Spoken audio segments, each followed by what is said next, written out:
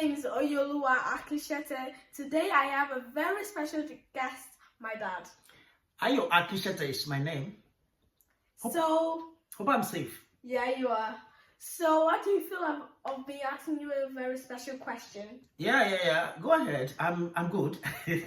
As long as Shekoni, hope you are not charging me for anything. All right. Go ahead. I'm good. So, Daddy, how do you feel about some dads not taking care of their children? Oh, that's a huge one. Some dads not taking good care of their children.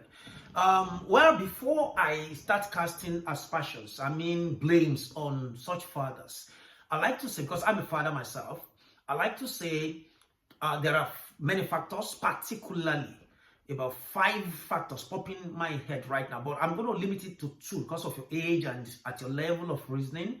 Now, everybody watching at home will understand I'm about to say the truth, and when they hear it, they will know that, oh, I'm talking about particularly fathers. They will know, oh, Otoro. So, number 1, upbringing. I'm talking about the environment of this father of today. Where did he grow up?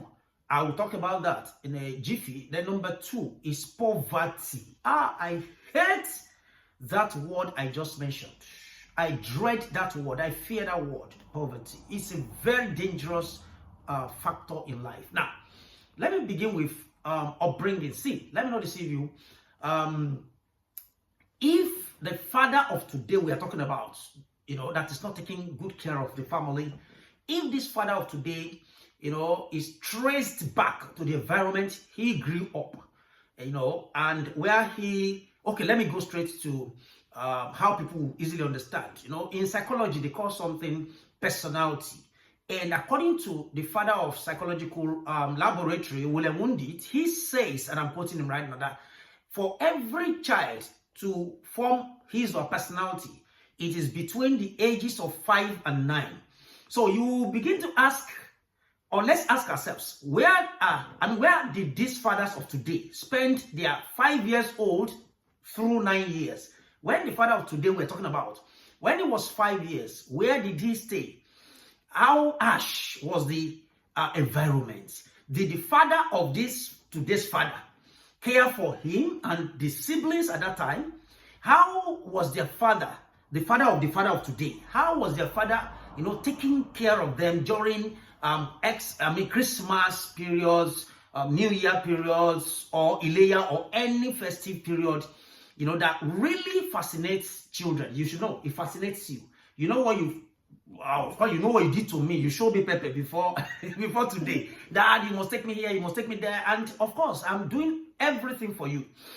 The father of today, did he have a father, to do that for him? Now, see, there is one thing we call mind, and according to the psychologists, there are 3 minds, the unconscious, the subconscious, and the conscious mind. See, whatever happens to any child of today saves it goes ahead to save in the unconscious mind. And when the child grows up, all that had happened to him or her while still during the childhood stage becomes the action of today. Do you get?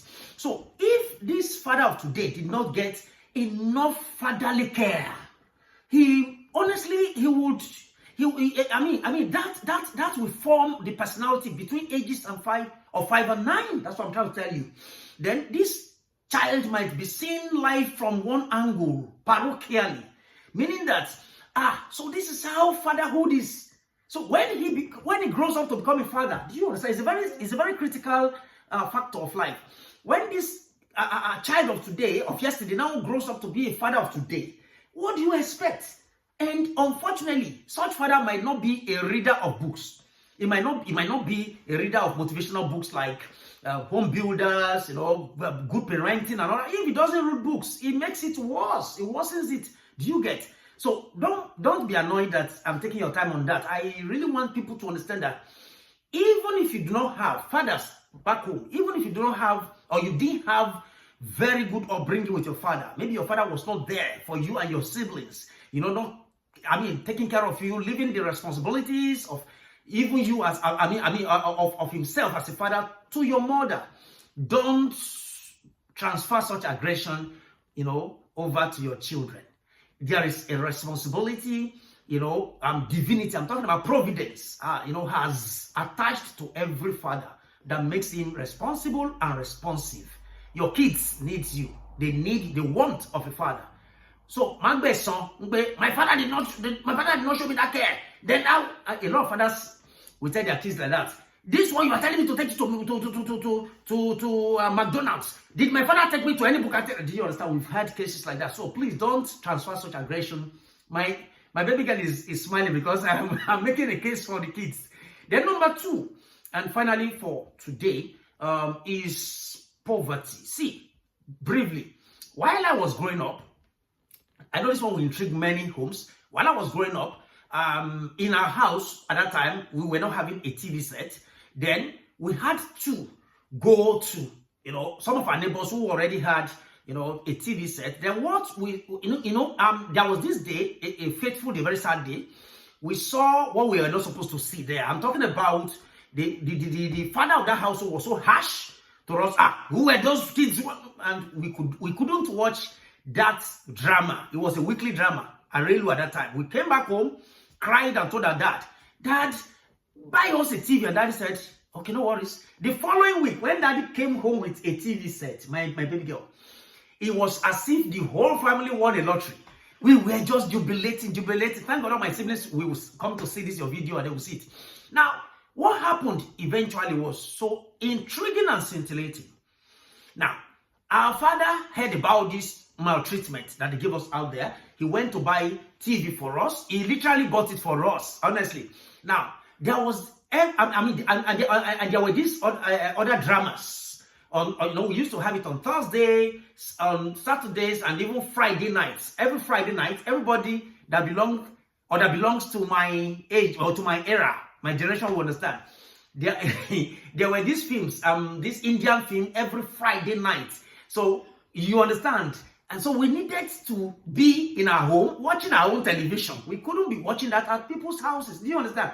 So when our dad now brought our own, you should see the kind of joy on our faces. So we literally, publicized it everywhere. And we don't get television, we don't get, kids now. And come and see. During the days of Arelu was 8 o'clock, 8 p.m. by then.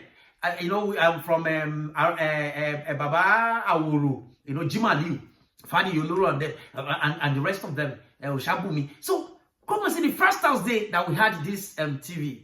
The first Thursday, our house was bombarded, that our daddy had to see what we were going through in the houses of others while we were not having our own TV. Do you get? So our daddy pitied us. Not that our daddy did not have the money to buy, but he was so busy with other responsibilities. He was there for us.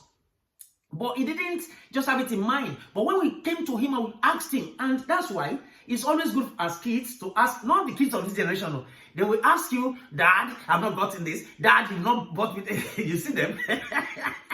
But those days, we are afraid kind of. But now they don't fear us. So, Dad, buy me this. Dad, can we go to this? Dad, could you? But it's so interesting. So what I'm trying to say is this.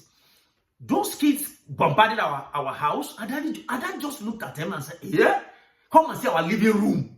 Oh my God, come and see odor of sweats of kids, After they left, and Dad said, is this what you guys are? We said, yes, Dad, now we are now hosting people. So we are so proud of our dad. We were so, honestly, come and see the joy on our faces, for us, hosting people. And our dad was not harsh against those kids. So literally, all through the 13 weeks, it was 13 weeks, 13 weeks or 12 or 13 weeks of that weekly drama, Arelu. Oh my God, these kids watched, all of that, and we were so happy. So we felt fulfilled as kids. Do you understand? Now, to close it up, I'm sorry, I think the time is gone. Now, to close it up, the faces of the fathers of those kids coming to our house. Come and see it on them. We're playing with ourselves, we're visiting our friends' homes. Come and see the faces of their fathers. Of course, when we enter their places, their own houses, no TV set. Do you get? You could see it on the faces of those fathers. So what I'm trying to say is this. A father will always be aggressive. Let me close by that. I will with that. We'll be aggressive and agitated. That's why when a father does not have, the capacity, when the father is incapacitated to pay for the tuition fee of the kids, to give the family a good shelter, to give the family, I'm talking about feeding, just give them basic needs. Then the father gets agitated and easily aggressive.